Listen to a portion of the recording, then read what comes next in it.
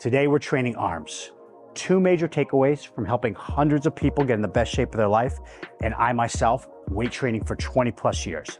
The first is that you want to train your arms multiple times a week. Look, you may have a busy schedule, but if your priority is to grow your arms, you should be training them at least twice a week, possibly three, just depending on your schedule, but at least twice a week. For me, myself right now, I am doing 15 sets total of biceps and 15 sets total of triceps every single week, and I break it up into 3 sessions. Today, we're doing 5 sets of biceps, 5 sets of triceps as one of those sessions. That's my first tip for you, is that make sure that you spread out your arm training. If you're serious about growing your arms, you need to do it multiple times a week. And my second tip for you is to lean on research as at least to pick the exercises you're using. Everybody's body is different. People have different lengths of arms, people have different clavicle length. Certain exercises might not work for you, but use science as a guide to picking your exercises. We know that chin-ups are extremely effective for building biceps. You think it's just a back exercise, but they're one of the most effective exercises for growing your biceps. Concentration curls, very effective for growing biceps. Preacher curls, so things that put you into a lengthened position, very effective. I think this chin-up is so effective because it's a movement, it's a compound movement, so you can really load up some weight on it, you're pulling yourself up. And then the other movement is really because momentum stops. When you have a concentration curl, you can't really cheat. I use that as a guidepost in selecting my exercises, as we will with our triceps as well. And then my third tip for you though is, even though you're using them as guides, don't keep doing things that don't work. So if you try the chin-ups, even though all the science in the world says, hey, chin-ups are the most effective, and you do chin-ups and you're not feeling your biceps, stop doing it. Find exercises that really allow you to feel your biceps and that really allow you to use your triceps. I'm gonna take you through a full arm session today of exercises that I find work really effective for me and why I do them and how I do them. So starting off with the first one, I mentioned chin-ups I find to be very effective. I could probably do 15 sets of chin-ups without a band, but I wanna warm up first, so I always warm up before whatever I do. So I'm gonna use this band to warm up with the chin-ups. I like this.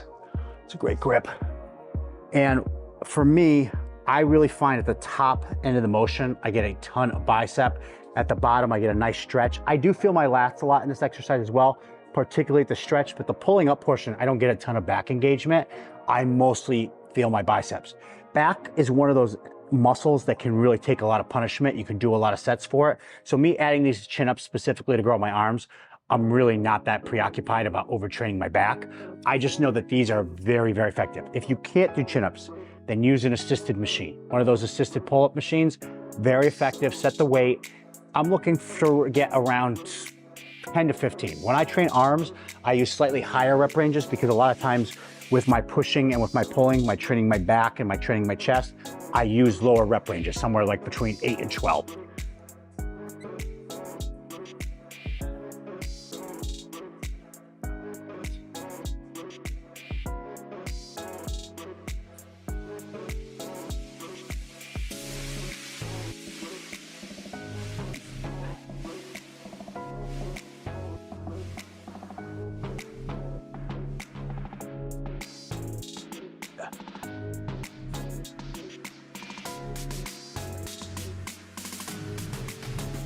Okay, that's my first warm up.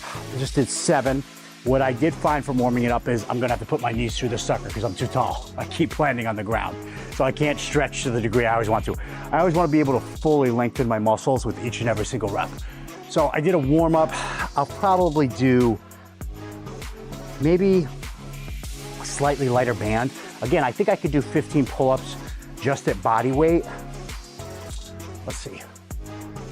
Yeah, I'm gonna do a slightly lighter band because I'd really like to get like 15 approximate reps on all 3 of these working sets of chin-ups. Okay, so we did a set of chin-ups. We used a band that had more tension, so it allowed me to weigh less.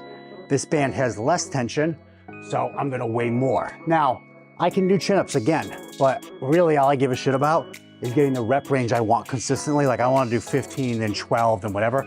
I want every single set of these to at least get 15 reps. all I care is that my biceps grow at the end of the session. That's my primary goal. Doesn't mean that I don't like getting stronger, but to be honest with you, I'm strong enough.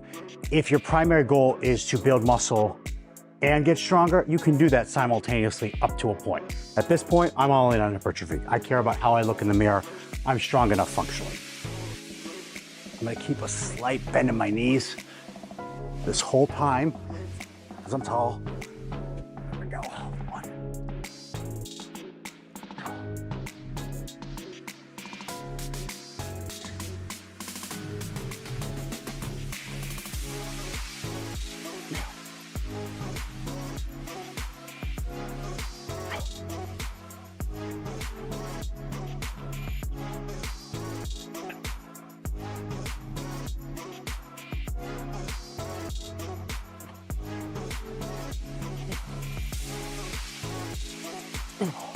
Yeah, that was excellent. Really felt my bicep on each and every single one. Didn't get a ton of back. Usually I have to really dead hang at the bottom to really get engagement from that exercise. But I got a lot of bicep, particularly pulling up the top in every single one. Tough movement. I'm gonna take a 2-minute break, then we're gonna do our next set. But I was really, really happy with that. And again, this is one of my favorite exercises to grow your bicep. Chin-ups or assisted chin-ups. And for most of you, I think it's assisted because I care more about the tension on my biceps than I do the freaking ego. So when I do these, I make sure that I come down and control. I don't do a very slow negative, but I come down, I use a stretch reflex, and then I pull quickly. For any of my concentrics, any of my positive, whether I'm pressing or I'm pulling, I pull very dynamically, and I really try to have consistent tension when I'm coming down. So I come down, I get a deep stretch, and I pull. Come down, deep stretch, and then I pull dynamically. This is our third set. So far, we got 15 reps on my first one, 15 or 14. Second one, I got about 14 again. And on this one, again, I want to get close as possible to 15 reps, which is why I chose the band, to make sure that all 3 sets, I could get the rep range I wanted, and close to failure in 3. Come up here, bend my freaking knees.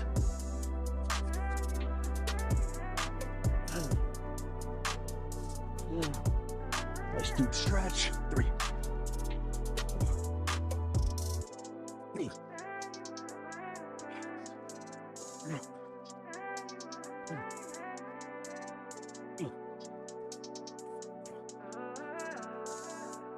Oh God, here we go.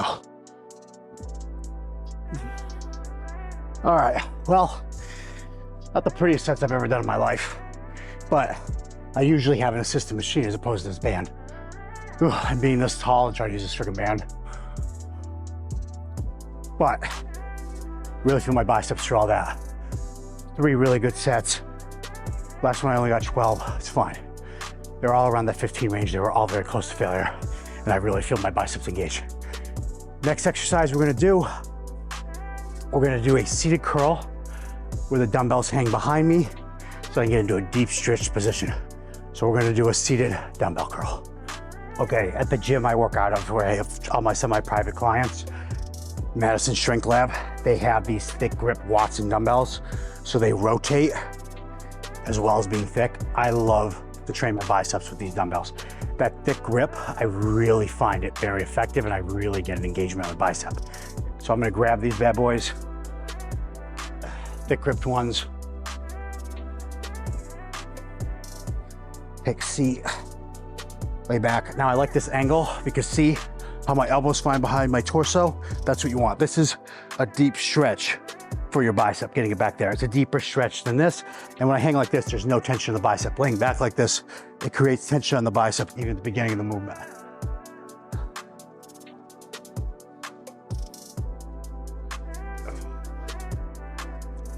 Then come to the top, I really try to rotate my pinky.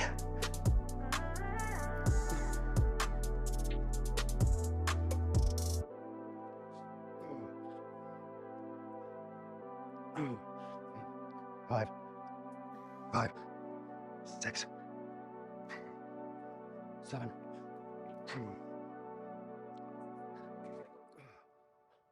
9, 10, 11,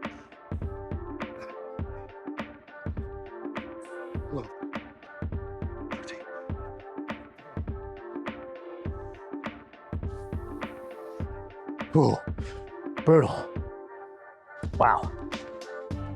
So the other reason I like that pairing a lot is because there's 3 functions to the bicep. There's flexion, extension. I think we all understand that the elbow has to bend. Everybody seems to grasp that.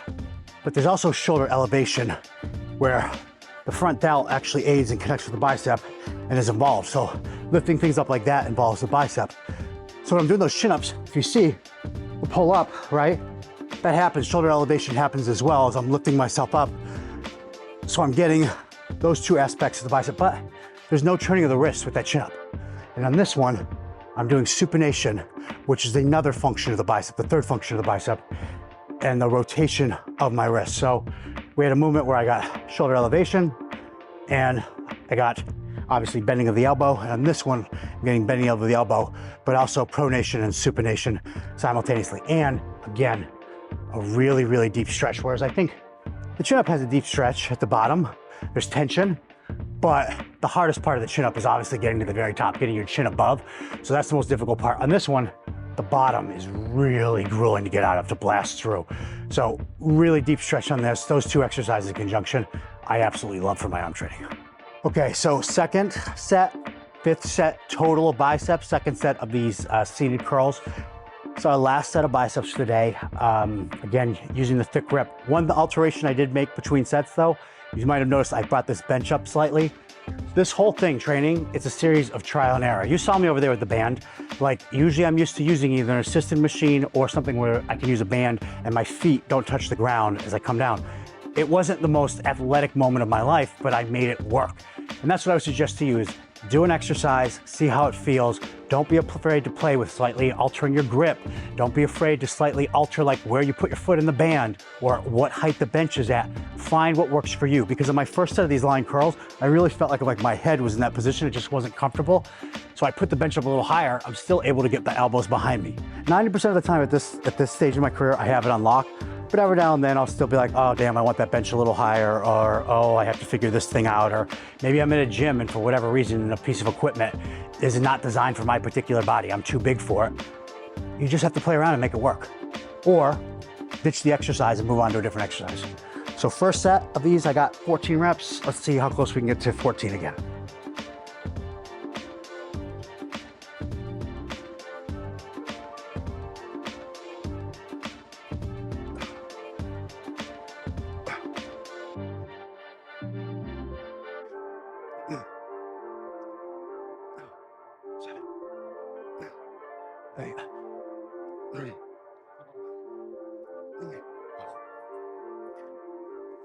Jesus.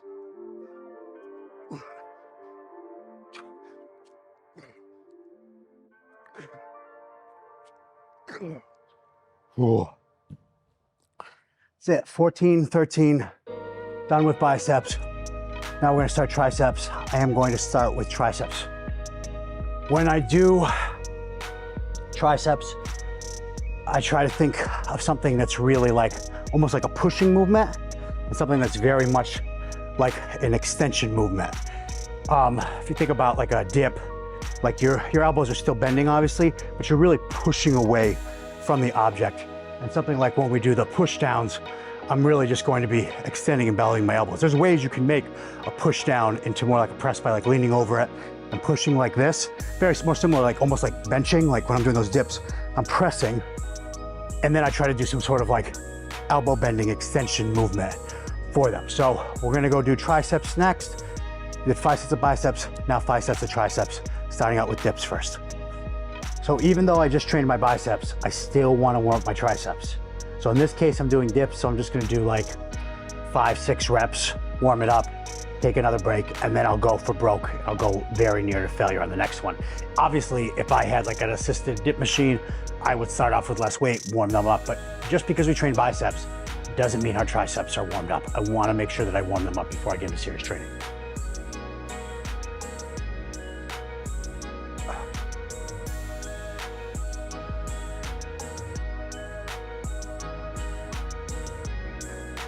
With these dips, I wanna stay very upright. I don't wanna lean forward a lot.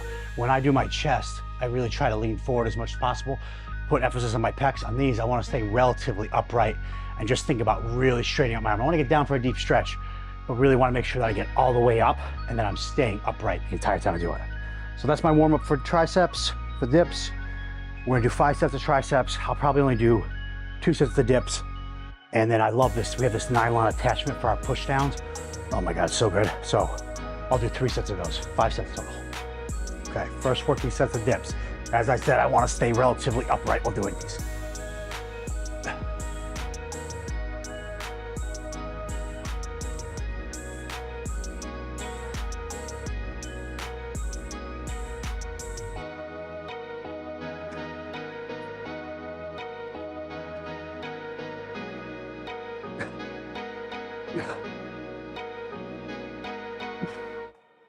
Ooh, nice.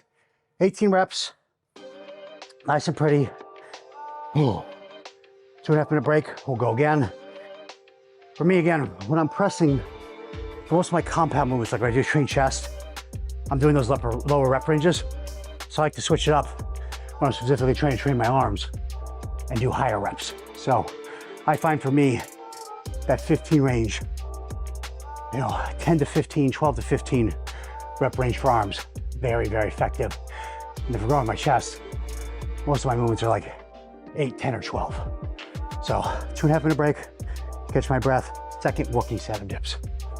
Second working set, we got 18 on the first one, staying upright again, really focusing on the tricep, not really caring. I mean, I'll get some pec in this too, but I could emphasize that more by leaning forward, like letting my hips go behind me, my chest going forward, but instead by staying upright as possible, I'm really emphasizing the triceps. And that's really important, I think, with body weight movements. You must go to the brink of failure. I mean, you have to be like 1 or 2 reps left in the tank.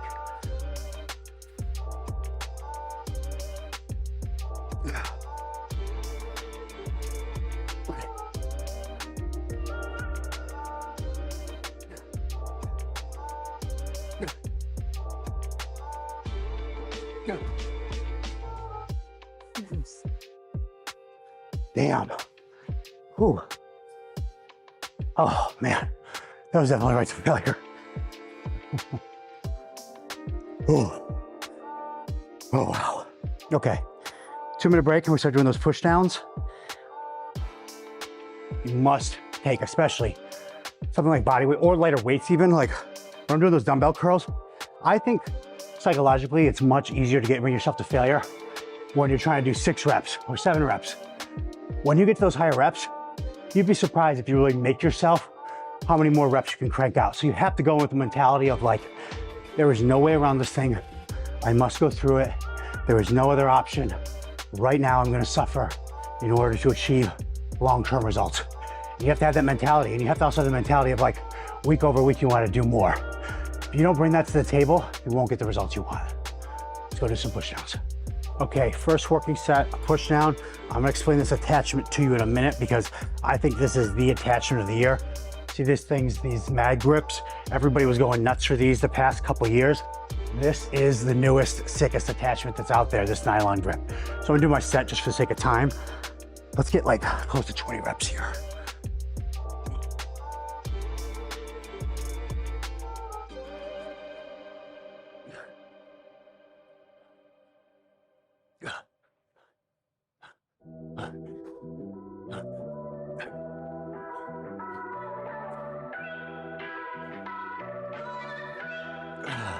Hey, yo.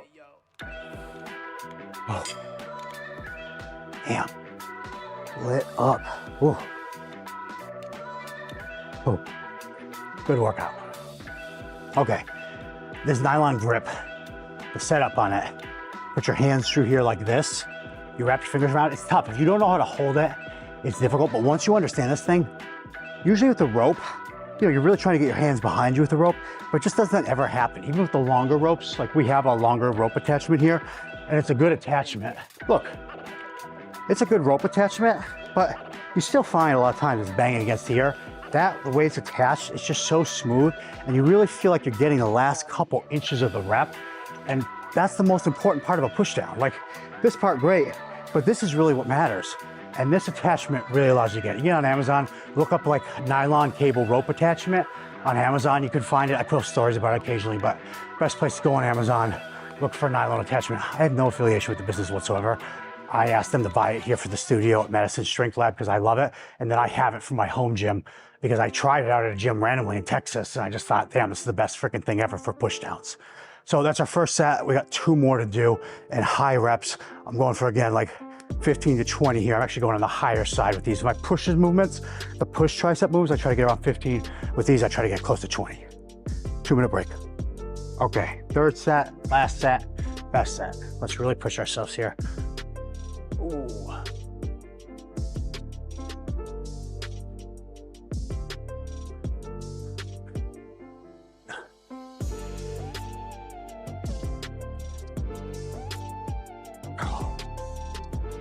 Oh boy.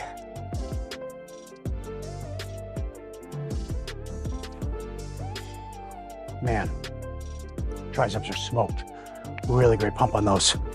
So that is it. We did 5 sets of biceps, 5 sets of triceps. I took you through some of my favorite movements. Again, really, I would say to you, 1, break up your arm training. If you're serious about growing your arms, you need to do a couple times a week, train your arms. Secondly, lean on science for the exercises that are the most optimal, and just use it as a guide, because once you get there and you start playing with those exercises, only keep the ones that work for you. Switching up and doing variety just for the sake of variety does nothing. You want to find the exercises that work best for you and really own those. And over time, you want to have some ones that you can switch out, especially when you start plateauing on them. But there are exercises like hack squats that I'm just going to keep on doing over and over and over again. So we're here at Madison Ave Strength Lab. I'm about to do another semi-private training session now, clean up and then go do that. Thank you for following me. If you like what you see here, majority of my following is on Instagram, Jacob Zemer. If you like what you see here on YouTube, hit like, hit subscribe. Appreciate all of you guys, appreciate all the support, and I really just try to put out content that is actually helpful and for people who have real lives, who want real results. Take care.